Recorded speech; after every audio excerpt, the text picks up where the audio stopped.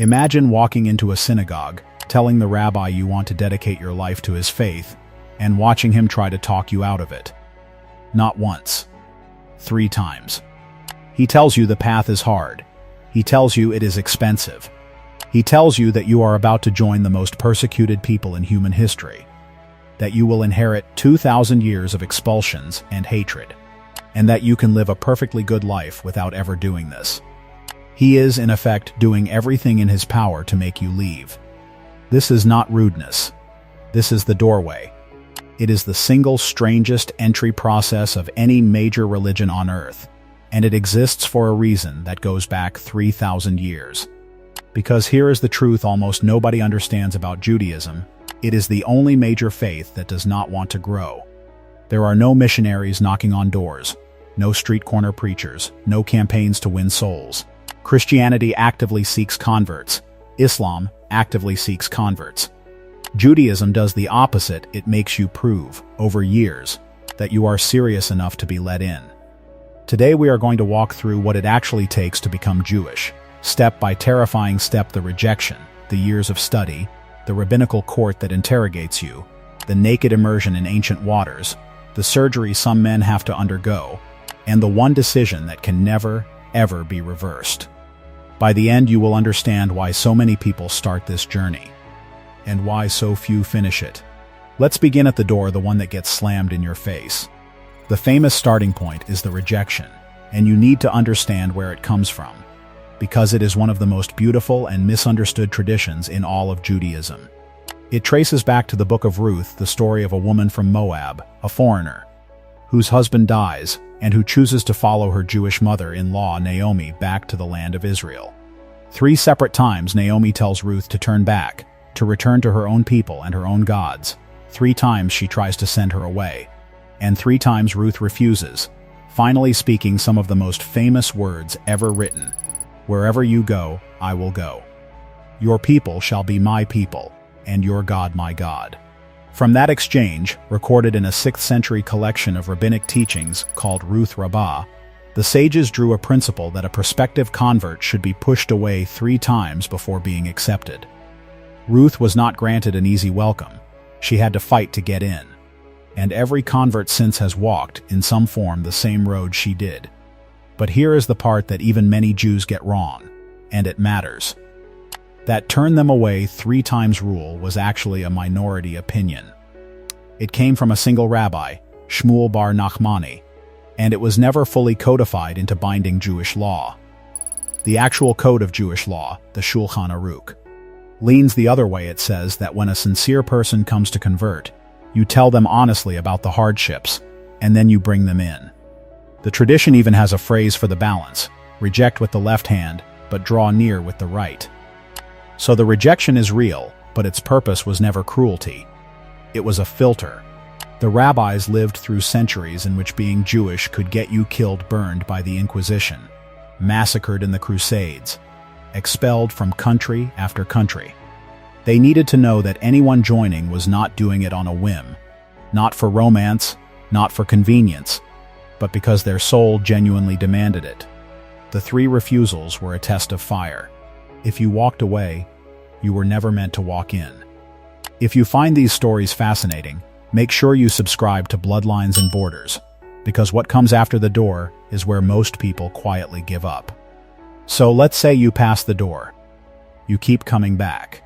The rabbi finally agrees to begin. Now comes the part nobody warns you about: the years. Becoming Jewish is not a ceremony, it is an education that can swallow a significant chunk of your life. In the Orthodox world, the process commonly takes anywhere from 1 to as many as 4 or 5 years. You do not simply read about Judaism. You are expected to live it before you are officially allowed to be it. That means learning to keep kosher, separating meat from dairy, throwing out an entire way of eating you have known your whole life, learning which foods are forbidden and why. It means observing Shabbat, the Sabbath, every single week from Friday sunset to Saturday night. No work, no driving, no switching on a light, no phone. It means learning to read Hebrew, the ancient language of the prayers, well enough to follow a service. It means moving, in many cases literally, into an observant community, often within walking distance of a synagogue, because on Shabbat you cannot drive there. You are asked to dismantle your old life and rebuild it, brick by brick, as a Jewish one, and to do all of this before you have been granted a single day of official Jewish identity. And it costs you, in ways that go far beyond money, though there is money too. There are fees for classes, for tutoring, for the mikvah, for the kosher kitchen you may have to retrofit, sometimes for the move to a new neighborhood. But the deeper cost is social. You spend years in a kind of limbo, no longer comfortable in the world you came from, and not yet accepted into the one you are entering. Holidays with your birth family grow complicated when you can no longer eat what they cook or travel on a Saturday. Old friends drift, confused by a version of you they no longer recognize. Many converts describe it as the loneliest stretch of their lives, a long corridor with the door behind them closing, and the door ahead not yet open. The rabbis know this. It is, in a sense, the final test the study period is really measuring, not whether you can memorize the prayers, but whether you can endure the in-between. And the entire time, you are being watched. Not in a sinister way, but the rabbi guiding you and the community around you are quietly assessing whether your commitment is real or fading. One convert who documented her Orthodox journey put it perfectly. The moment you finally decide you are not ready is often the exact moment the rabbinical court decides that you are. Because the court is putting its own reputation on the line by vouching for you. They are not just admitting you to a religion, they are adding your name and the names of all your future descendants to the Jewish people. That is the weight they carry, and it is why they take so long and watch so closely before they say yes. When they finally believe you are ready, you face the part that genuinely frightens people, the beit din. The words mean house of judgment, and that is exactly what it is, a rabbinical court of three. You sit before three rabbis whose job is to determine, in conversation with you, whether you truly understand what you are taking on, and whether you are doing it of your own free will. They will question you. They will probe what you know about Jewish law, Jewish practice, Jewish history. But here is the wisdom buried in it: they are not looking for a person who knows everything. No Jew knows everything. What they are really testing is whether you can say the three hardest words in any education, I don't know. Because the follow-up question is the one that matters most. When you admit you don't know something, they ask, then how would you find out? They are not building a scholar. They are confirming that you have become the kind of Jew who knows how to keep learning for the rest of your life. If you find these stories fascinating, make sure you subscribe to Bloodlines and Borders. Now we reach the rituals, the physical acts that turn a candidate into a Jew. For men, there is a requirement that stops a lot of people in their tracks: circumcision. In Orthodox and conservative conversion, a male convert must be circumcised, and yes, that applies to grown men. If you were never circumcised, you undergo the surgical procedure as an adult, weeks before the final ceremony, so the wound has time to heal. And if you were already circumcised, as many men in some countries are, for medical reasons at birth, you are not off the hook. You undergo a ritual called hatafat dam brit, a symbolic drawing of a single drop of blood from the site, witnessed and accompanied by the proper blessings, to mark the act as a covenant rather than a medical procedure. It is one of the oldest rites in the faith, tracing back to God's command to Abraham 4,000 years ago, that every male of his household be circumcised as the physical sign of the covenant. To join Abraham's people, you carry Abraham's sign. Then comes the act that completes the conversion for everyone, men and women alike, the mikvah.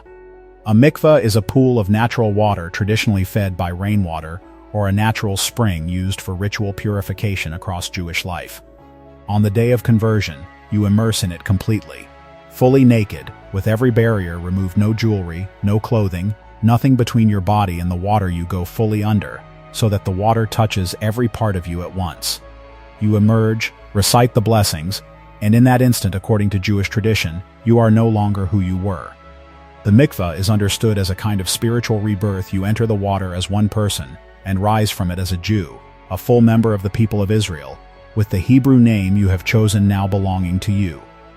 The sages compared it to the moment the Israelites stood at Mount Sinai to receive the Torah. Every convert, in a sense, stands at their own private Sinai in that water.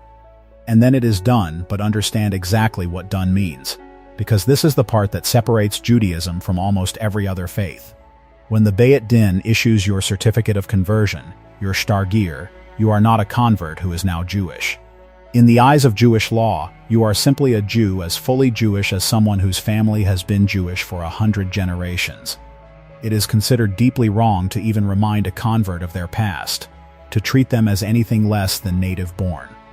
The Talmud lists some of the greatest figures in Jewish history as converts, or the children of converts.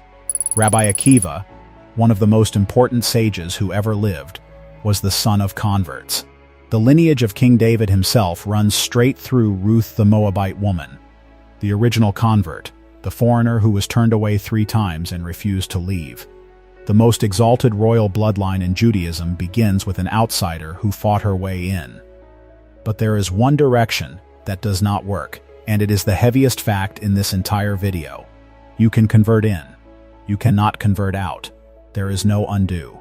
Once that immersion is complete, and the court has affirmed it, you are Jewish forever, in the eyes of Jewish law, even if you later abandon every practice, even if you walk away entirely.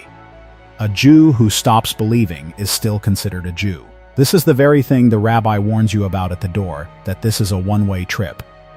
Most religions you can join casually and leave quietly. This one you enter through years of trial, and once you are in, the door behind you seals shut. That permanence is precisely why the process is so demanding. They are not signing you up for a club you can cancel. They are grafting you permanently and irreversibly onto a 4,000-year-old family tree. Now layer one more complication on top of all of this, because not all conversions are equal, and this is where it gets genuinely contentious. Judaism is divided into branches, and they do not all recognize each other's converts. A Reform conversion is the most flexible, the study is typically shorter, often 6 months to a year, and rituals like the mikvah and circumcision may be encouraged rather than strictly required, depending on the rabbi. A conservative conversion sits in the middle, requiring the beit din and the mikvah and serious study.